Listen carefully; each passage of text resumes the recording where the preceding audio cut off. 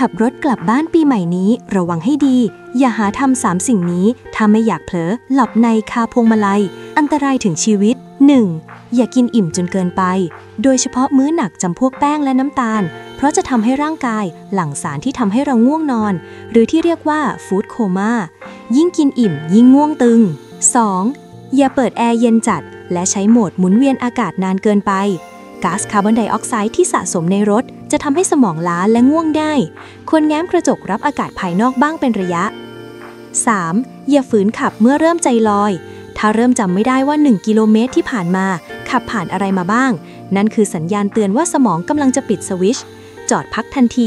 15-20 นาทีอย่าใช้คำว่าอีกนิดเดียวจะถึงแล้วความประมาทเพียงเสี้ยววินาทีเปลี่ยนชีวิตคุณได้เช็คสภาพร่างกายก่อนออกเดินทางแชร์คลิปนี้ให้คนที่คุณรักและติดตามสารดี Everyday